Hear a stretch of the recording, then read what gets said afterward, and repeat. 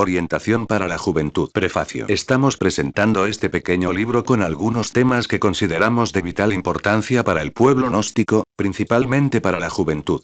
Reflexionemos que se deben tener en cuenta ya que en ellas podrá encontrar el lector, un material de apoyo para la comprensión del trabajo que necesitamos realizar.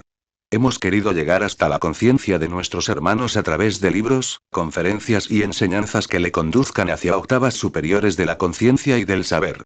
Quiera Dios y la divina providencia que los estudiantes serios, al estudiar estas líneas vean la necesidad de penetrar hasta el más allá, donde vayan encontrando la comprensión de lo que son los estudios gnósticos, como conocimiento, como cultura y como doctrina, para que la era de Acuario ilumine el camino de tantos sedientos de sabiduría.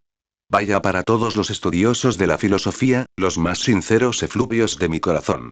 Que la sabiduría del Padre, la fuerza del Espíritu, la luz del Cristo, y la guiatura de la Divina Madre Devi Kundalini os lleven hasta el triunfo.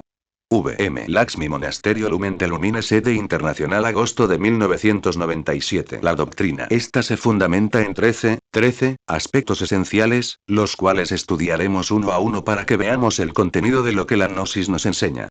Y cambiar la forma de sentir. Lo encontramos en un cambio en nuestra forma de sentir, ya que en el sentir es en donde se encuentran los valores conscientivos que tenemos en nuestra existencia. Nadie haría nada en la vida, ni bueno ni malo si no sintiera la necesidad de hacerlo, posteriormente lo piensa y más adelante lo ejecuta. Sentir es algo que amerita que nosotros le hagamos profundos estudios, como ya dijimos, de ahí depende lo que nosotros en lo sucesivo vamos a ser, por ejemplo. ¿Estamos enamorados? Hay que analizar por qué estamos enamorados de esa persona. ¿Será que pensamos bien de ella o lo sentimos? Cometemos cualquier error, esto no es cuestión de decir, no lo vuelvo a hacer, sino de comprender que se infringe una ley de Dios y además está por encima una acción natural y cósmica que nos tiene que cobrar ese hecho algún día. Infringimos en el mismo hecho una ley de la tierra, la cual desamerita nuestra condición humana, haciéndonos acreedores a un castigo. Hay que saber que el sentimiento es la voz del ser, hablándonos para poder determinar lo que es justo y lo que es injusto. Solo necesitamos ser profundamente obedientes. Saber escuchar, saber obedecer y saber actuar. Y cambiar la forma de pensar. Para cambiar la forma de pensar, es necesario que nosotros comprendamos la gran importancia de nuestra individualidad, es decir, no es justo ni razonable que nosotros actuemos con conducta gregaria. Así como en la niñez estamos recibiendo información para nuestra formación, así también en la adolescencia estamos formando nuestra particularidad, por lo tanto de nosotros depende qué clase de personas seremos ya de adultos. Tenemos que tener orden en los que pensamos. Si alguien de quienes nos rodea piensa más de los que aspira a ser, eso es cuestión de él, ni de nosotros. De los que pensamos que somos y que debemos ser depende el triunfo o la derrota en la vida. La individualidad es aquello que se forma en nosotros como un centro de gravitación, es decir, que podemos manejar por nuestro mismo comportamiento o conducta, dejando que nuestra conciencia y voluntad sean las que determinan cuál es nuestro comportamiento, que no sea que si otra persona actúa mal, nosotros hacerlo igual. Que si otra persona no actúa, nosotros tampoco, porque es nuestra voluntad la que nos mueve a hacer nuestro propio camino y nuestra propia vida. El hombre siempre debe pensar en pos del triunfo, en pos de algo que lo ha de conducir a que en su madurez sea una persona de bien, capaz de enseñar con su vida y su ejemplo.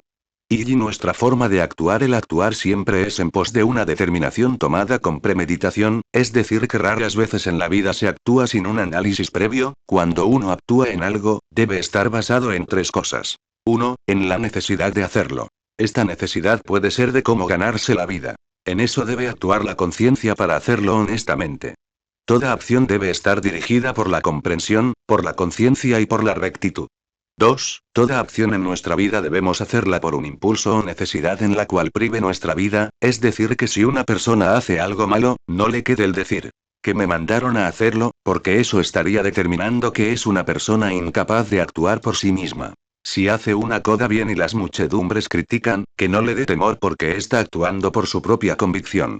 3. Procurar que sus acciones sean benéficas para sí mismo, benéficas para alguien, para sus semejantes y de agrado a su ser, en la vida. Toda acción deja en nosotros 3 características. 1. El valor de lo que hicimos. 2. El beneficio prestado a nosotros o a alguien. 3. El dharma o karma por haberlo hecho bien o por haberlo hecho mal. No olvide, querido hermano, que el alma es un conjunto de valores adquiridos en nuestra existencia por nuestras buenas obras. y cambiar nuestra forma de vivir. Esto es algo que exige tener una responsabilidad frente a nuestro cuerpo, frente a nuestros semejantes y poslógica frente a Dios. 1. La persona que descuida su presentación personal está indicando que es irresponsable consigo mismo, un desordenado. 2. La persona que descuida sus deberes convirtiéndose en carga para otros, pues determina el abandono, la irresponsabilidad y por ende la incapacidad de conducir su propio destino. 3. La persona que se deja arrastrar por los demás, actuando incorrectamente, sin importarle la conducta que debe tener, es una persona sin futuro, es como la cometa que se la lleva el viento. La vida debe tener en cada uno de nosotros, una organización, determinando a través de los hechos nuestro porvenir, nuestro futuro y por ende nuestro destino. Hay que aprender a vivir, hay que aprender a gozar y hay que aprender a sufrir. La persona que para poder gozar de la vida tiene que estar bajo el efecto del alcohol, de los placeres y de las cosas indignas, carece de moral y de responsabilidad. Esta persona que aprende a sufrir, nunca sería capaz de que por cualquier cosa que le pase, desistir de su trabajo y por lógica de su éxito. Y la convivencia. La convivencia, como su nombre lo dice, es el encuentro que tenemos en la vida con todas aquellas personas que nos rodean, como son familiares, allegados y amigos. Allí nos encontramos con hechos que nos exigen tener un comportamiento recto y digno.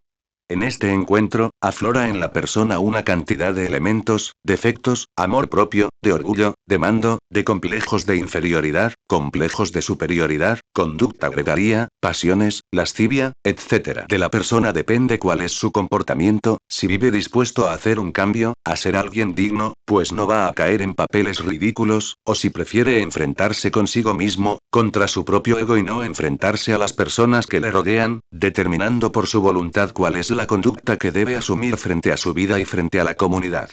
Todo yo pendenciero vive atento a ver quién le hace riña para responderle en igual forma, papel vergonzoso, ridículo, que amerita un trabajo serio con la finalidad de eliminarlo.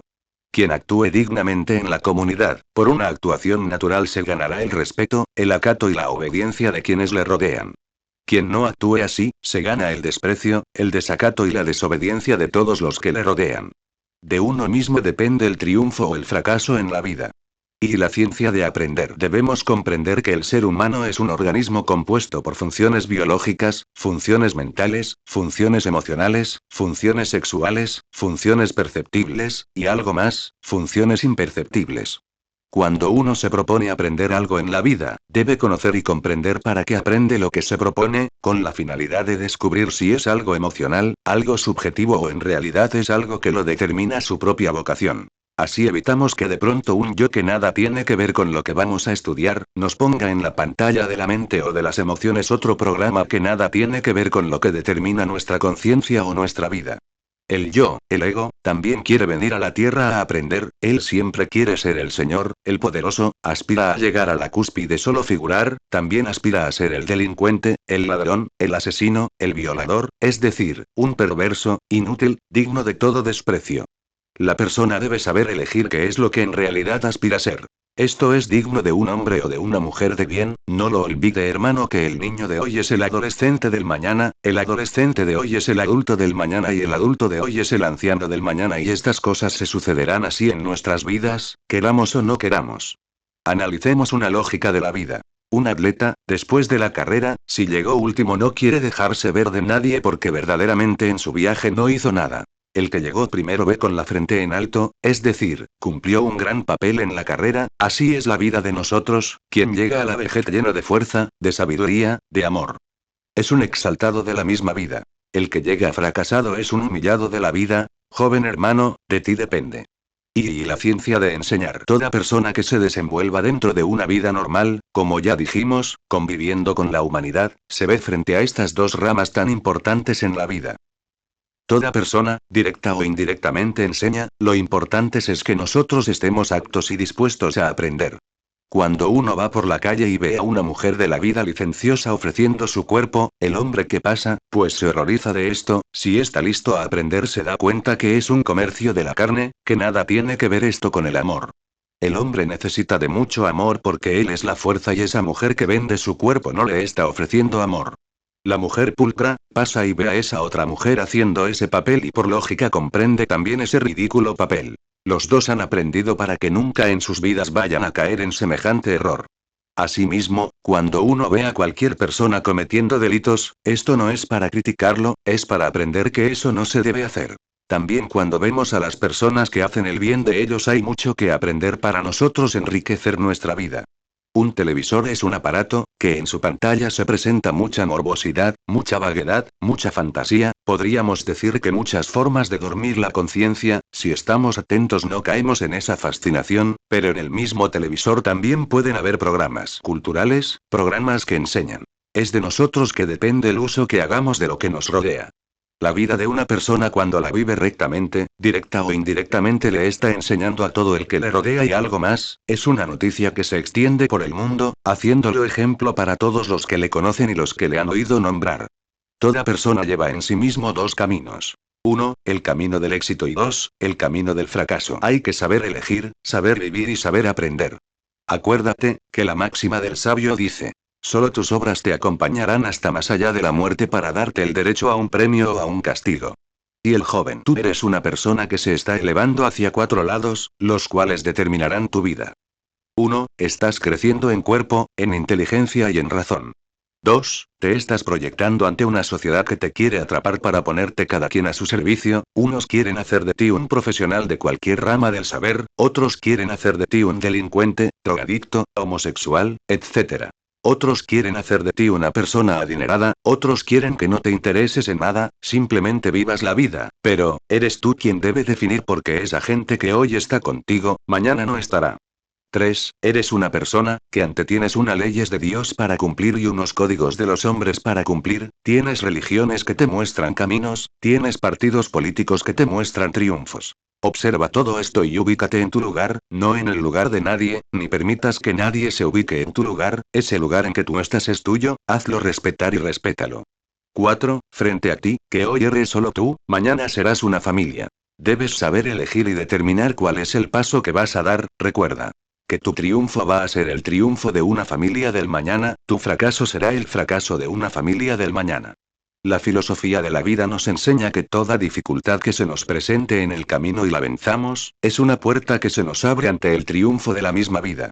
Tú eres un Dios en potencia, cumple las leyes y llegarás a él, pero no olvides que también eres una sombra, y que si en ti no nace la luz, la sombra será habitada por las sombras en las cuales se desenvuelven las hordas del abismo.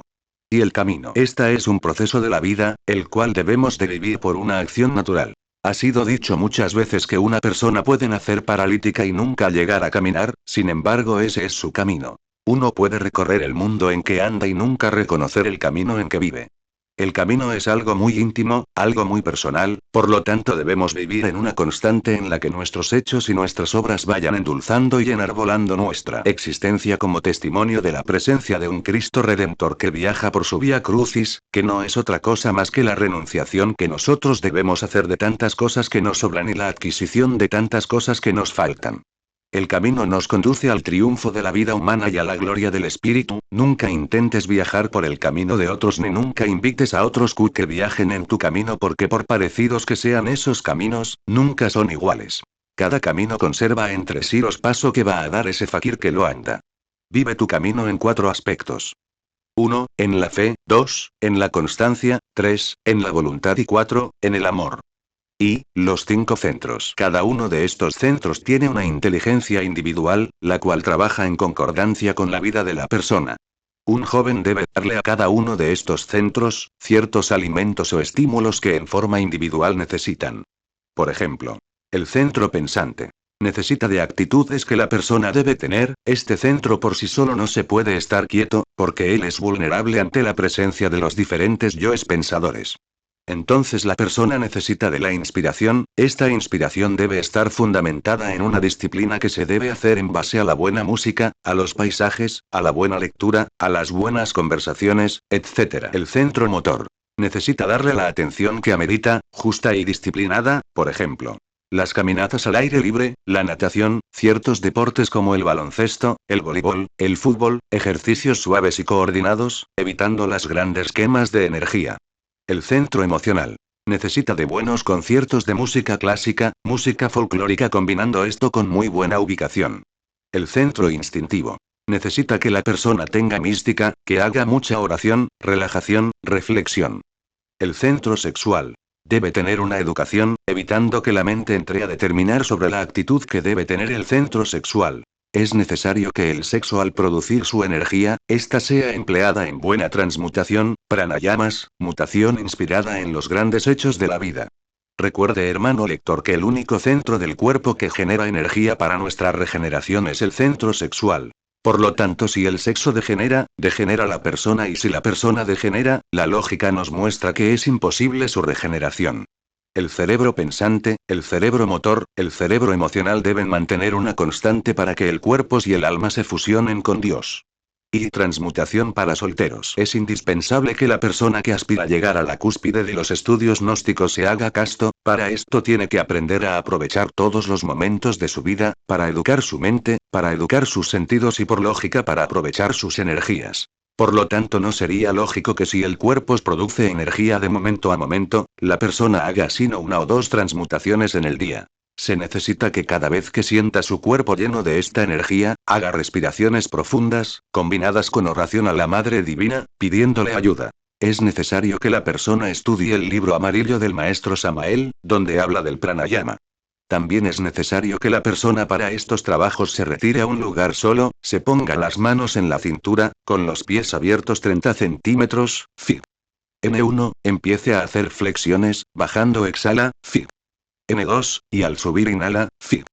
N3, imaginando que la energía sube por el coxis al cerebro, este ejercicio se hace por 30 veces. Luego se pone las manos entrelazadas teniéndose la cabeza, fib. N4, y comienza a dar saltos alternando las piernas primero con el pie derecho adelante, al saltar cruza el izquierdo adelante y el derecho atrás, fib. N5, cuando sube en el salto toma aire, cuando baja exhala, se hace por 30 veces. Luego se acuesta boca arriba, pone las manos estiradas al lado del cuerpo y hace 30 respiraciones tomando el aire por la nariz y exhalándolo por la boca, imaginando que su energía asciende. Ese ejercicio deberá hacerlo una vez en el día y una vez en la noche. Después de hecho extenderá las manos horizontalmente, abrirá los pies 30 centímetros formando una estrella y meditará en su divina madre Kundalini, pidiéndole la gracia de sublimar sus energías y purificar su centro pensante y su centro sexual. Es conveniente que la persona se haga por lo menos 2 veces a la semana baños de cocimiento de ajenjo, ruda, altamisa, hierbabuena, canela. Si no consigue todas las plantas, se hace con las que consiga. Estos baños se deben hacer no muy calientes ni muy fríos. Se debe cargar una bolsita con azufre en los zapatos, a la que se hayan agregado 3 gotas de azafetida y debe recibir diariamente saumerios de benjuí, estoraque. Y trabajos místicos. Todo aspirante a los estudios gnósticos debe encarnar la devoción y la mística. Todas las mañanas debe pararse a la salida del sol, poner las manos extendidas hacia el sol y orar la siguiente oración del corazón. Prospero tanto en lo físico como en lo espiritual porque el Maestro está conmigo y así lo quiero yo, 7 veces.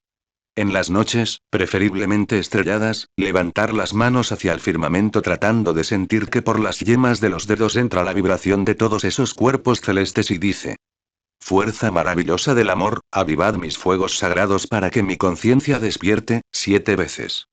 Elija el yo que más daño le esté causando y todos los días en un lugar solo, quédese mirando en el espejo sin pestañear y dígase: nombra al demonio. Esto lo hace por 10 minutos, y termina con la siguiente oración.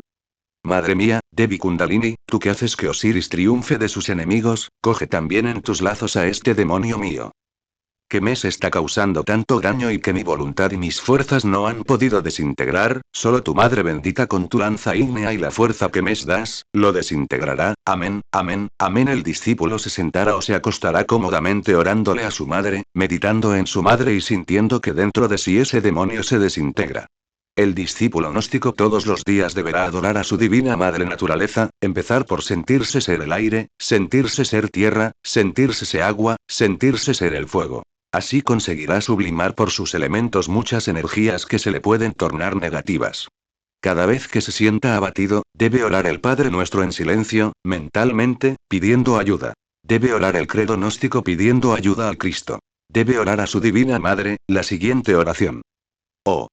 Madre mía, oh Isis, quiero morir en mí mismo, para que mi alma se pierda en el ojo de Horus, resucite en el corazón de Osiris y resplandezca en la frente de Ra.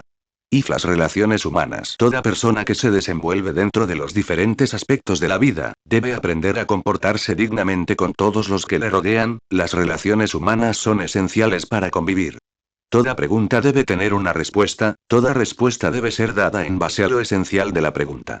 Quien se sabe comportar en forma noble y comprensible con los que le rodean, se gana por un ambiente natural, un cariño noble y sincero de las personas, aprendiendo que la palabra noble y sincera embalsama el ambiente de ternura y amor. La palabra discordante y agresiva marchita las que circundan el aura de las personas, es decir, no daña a nadie, depende con el tono de voz y con la dulzura que lo diga.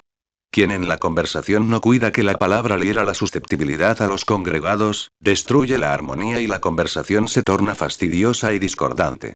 Quien en la reunión para tomar la palabra hace alusión a todos los congregados, con su debido respeto, consigue que todos le presten atención, pero quien se dirige en la conversación a una sola persona ignorando a los demás, desarmoniza y no consigue que se le preste atención. La vida nos enseña que toda persona, por el hecho de tener uso de razón, se le debe respetar, se le debe escuchar y si las circunstancias lo ameritan, se le debe enseñar. Cuando una persona no está de acuerdo con nosotros en determinado planteamiento, debemos comprender que esa persona no comparte con nosotros eso, pero que en todas las demás áreas de la conversación y de la comunidad está totalmente de acuerdo. Recordemos que todo ser humano goza de 7 libertades dadas por Dios. 1. Libre albedrío. 2. Una forma de pensar. 3. Una forma de sentir. 4. Una forma de ser. 5. Una forma de comprender. 6. Una forma de hablar. 7. Una forma de disentir. En ocasiones una persona entiende un planteamiento o una enseñanza pero si la va a expresar no lo hace bien. Cuando uno entiende todas estas características propias de las personas, comprende que a toda persona hay que aceptarla como es. Para que nosotros nos relacionemos correctamente en la familia, con la mamá, con el papá o con los hermanos, debemos verlos y escucharlos como son y no de otro modo porque habrían problemas. Igual pasa con la comunidad o con la sociedad en que nos desenvolvemos. Cada quien es lo que es por 3 cosas. 1. Por el rayo al que pertenece. 2. Por el signo zodiacal al que pertenece. 3. Por el nivel de evolución que tiene. Esto nos muestra que la misión de nosotros es enseñar para que la humanidad cambie, pero nunca intentar cambiar a nadie. Reflexiones. En el amanecer del universo, todas las personas veían pasar los días como fenómenos de actividad y veían pasar las noches como fenómenos de inactividad, como en realidad debería ser. Conociendo más de fondo el fenómeno de la vida, pudimos comprender que esto era únicamente para el equilibrio de la vida cotidiana. Pero la vida, aquella que se mueve dentro de todos los fenómenos o criaturas que existimos, ella tiene una constante que se ve a simple vista. ¿Dormimos? ¿El corazón trabaja? ¿Descansamos? El corazón trabaja. Pareciera que para el Cristo nunca es un descanso porque él en sí mismo es el movimiento que alimenta los organismos, los mundos y los sistemas. Que ha vivido y convivido con las diferentes humanidades de todos los tiempos. Ha presenciado la caída de los dioses. Ha presenciado la regeneración de los demonios. Sin embargo, él, expresado en todas las criaturas, ha permanecido cumpliendo esa misión innata e inagotable, misión no comprensible para nosotros mortales, de dar amor a todas las criaturas, de dar fuerza a los mundos para que alberguen sus billones de criaturas y de dar luz a las tinieblas. Ha visto millones de criaturas que le persiguen, le maltratan y le matan, pero, ¿qué fenómeno tan extraordinario vemos en él? Siempre tiene una palabra a flor de labios para los arrepentidos. Hijo mío, levántate y anda, y algo más. Ni yo te condeno, no más, no peques más. Sublimes mensajes pronunciados por quien todo lo sustenta, bastaría un instante en que él pronunciara otras palabras para que de los sistemas y todas sus criaturas no quedarán piedra sobre piedra. Padre, perdónalos porque no saben lo que hacen, palabras justas para quienes desconocen el mensaje crístico, pero palabras de sentencia para los que le conocemos, para los que le acompañamos. Le conocemos en su vía crucis, le conocemos en su doctrina y le conocemos su rostro inefable, ese rostro martirizado por tantas idas y venidas, tantos gratos e ingratos momentos, rostro inmaculado que debiéramos tenerlo en el altar como testimonio de la presencia de él. ¿Sabes cuál es ese rostro? ¿No lo has identificado? El rostro del Señor. Quizás no lo hayas hecho por la triste razón que hay muchos otros malévolos, elementos que se visten con ese rostro del Señor, que roban, que asesinan, que violan con ese rostro, no más que para que lo acusen a él de perverso y así Pilatos poder sentenciarlo a la muerte, aquella muerte originada por tantos látigos, escupas y atropellos de quienes no lo conocieron, de quienes les violaron sus derechos, de quienes injustamente le calumniaron. Ese Jesús de adorable rostro, de manos estigmatizadas, de sienes medidas por las espinas, de labios temblorosos, queriendo expresar las más sublimes enseñanzas para que nosotros, viles mortales, nos reconociéramos a sí mismos y exclamáramos: somos un con él, somos él, somos él, somos él. V. M. Lakshmi.